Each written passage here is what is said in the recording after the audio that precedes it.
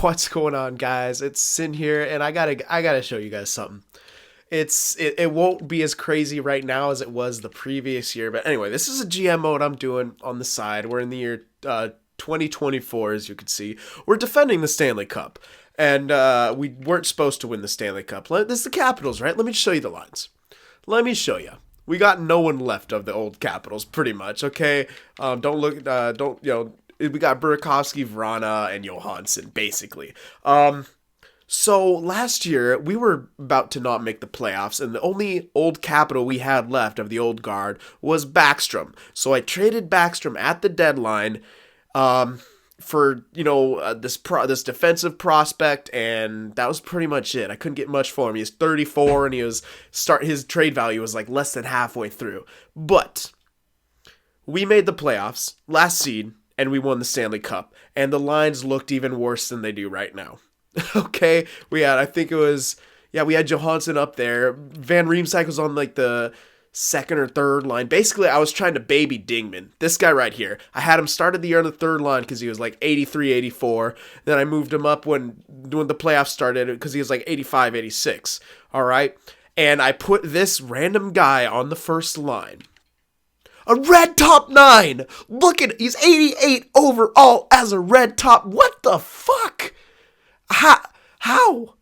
I picked this guy up as an 80 overall, like the computers didn't sign him, the two-way deals like I do in the free agency. I just picked him up, and he jumped up to like an 83. I'm like, okay, so I was like playing him on the second line as a spot filler, and he like got up to like an 84, 85. I'm like, all right. Well, I guess he's having some good morale. He was playing with he wasn't even playing with anyone good. He's playing with this guy. I had him up there and Connolly because I wanted Burakovsky and Van Riemsdyk with Dingman, who was on the second line at the time. Or the third line, sorry. Because I was babying him, as I said. I wanted him, a good two wingers to play with him for him to get a lot of points. And I had him playing with Backstrom on the power play. And he got a filthy amount of points, like 60 points that year. Let me actually check. Let me check what he got last year because it was pretty good. Yeah, so he got like 60 points last year, playing mostly on the third line until we traded him. And then, anyway, so let me just continue here before I show you his playoff stats. So, we didn't have that great of a team. Like, our first line center, this guy, he was like 86, and this guy was like an 85. And everyone else was around the same overall. And defensively, we didn't have Brodin and Hamilton. I just signed these guys in the offseason. Desprez was our first guy. This guy wasn't even on the team yet because he's just... Yeah, no, that's another cool story. He started the season at 82 fucking overall. He's 88 now. What the hell is going on here with this GM mode? Anyway, we had this guy up there. We had a couple other, kind of ham and egger guys who were young, but I just ended up trading them because they were both listed to be top 6, and I got some more prospects on the way up. Anyway, I can't tell you everything that's been going on in this GM because it's insane, but... Yeah, we just signed these guys. But basically, our defensive core was like an 85, 84, 83, 83, and like a couple more 82s and 83s. Like, it wasn't anything great. And here's our goaltender situation. We got this Gravel guy, and he was a green starter. He was about an 86 last year. We didn't have Mrazek. We had some other backup. I wanted to pick up Mrazek for a better backup, hopefully, to kind of coach this guy up. But he looks like he's going to be capped out around an 87, which is perfectly fine. Green starter. That's actually really good. But yeah, like I said, we won the Stanley Cup, and it's pretty insane how we did that. We're now defending it. I'm going to show you this guy's playoff stats because what the look at that. Look at it, man. It's insane. It was he won like the Calder Trophy. He might have even won the Conn Smythe. Like what? Like it was just insane. It was actually insane because when I traded Backstrom, I was like, all right, so we're gonna finish the tank. Let's get some good draft picks. It didn't work like that. we won. It was weird. It was really weird. We won the Stanley Cup. This is our AHL team. I don't think there's too much more to show around here besides the fact that we still got a buttload of freaking prospects everywhere. This guy is the guy I'm really waiting for. This Maki guy. He's the guy I picked up as like the new offensive defenseman to train up. He's a righty, which is a bit unfortunate because the other guy I have is also a righty, Lowry. And I was kind of hoping to like build some kind of pairing, but I didn't expect this guy to get that good that quick. I did like a draft and trade with him. I didn't even draft him. Colorado drafted him, and I traded the guy I drafted before and like another pick for him because the guy I drafted was like turned out to be like a red top 6 or some bullshit. But yeah, anyway, this has just been insane. I don't know. I just wanted to share it with you, share this with you guys because it's actually crazy. Like this is what trips me out the most. A red top 9, 88 overall. I've never seen that ever. Literally never seen that. And this guy is another red top 9 playmaker. I'm holding on to him because of that. And well, I mean, he's probably not going to get there as he's already 23, but look at those fucking defensive stats, man. That's stupid. Like that's filthy, man. That's what I'll keep him just to have him a third liner, and he's got he's decent production. Is look at that. He's pretty freaking good at producing as well. Like I don't know. Like it's just so weird to me. Like we're getting first and second round exits with Ovi and Holtby and all those other fuckers, and then like we blow up the team. Oh yeah, I also told you the first year we blew up the team, we still made the playoffs and we got to the Stanley Cup and lost. And our goaltender situation was Eddie Lack and like someone else. It was an 82 and an 81 goaltender and about the same defensive core as I explained before.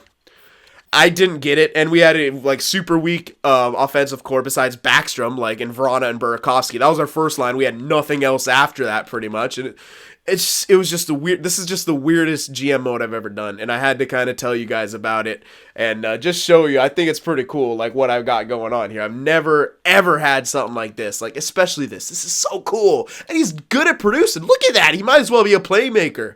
It's insane. You guys know me. I don't really necessarily like the two-way forwards in my top 6, but this guy, he's a freaking gem. I signed him. Like he was drafted 4th round by the Islanders in like 2020, and I just picked him up like last year in the free agency or something like that, or maybe it was the year before. But like I said, picked him up in the free agency because his team didn't sign him to his rookie deal, and I was like, fuck it, I'll sign him. See, look what I'm paying him. Look at I'm paying him.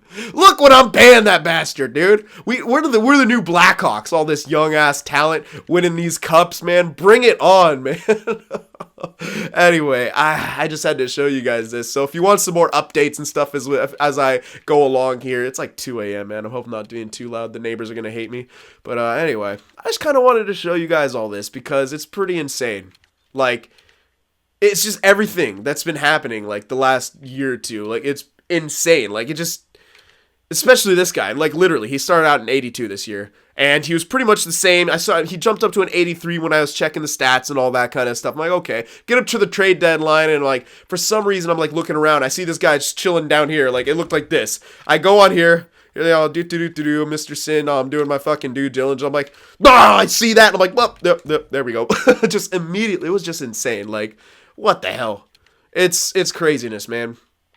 So yeah, anyway, this is pretty insane. I think I'm going to give you guys some more updates as this keeps going along, but, it's pretty insane. And I also just want to say, like, this is also another reason why I usually don't change potentials. It's very rare where I'll change a potential because you can have weird shit like this happen. Like his potential obviously somehow changed. It's never listed as they change, but somewhere along the line when I signed him or something, maybe when I just stuck him on the first line, that's why I always like try to stick reds in weird places. Like they can seem to do decently. Like, and it's not all the time. I can see this guy. I've been trying to do that with him, playing him in the top 4 and stuff like that. But like he's never really come into his own, which is fine. It's not a big deal.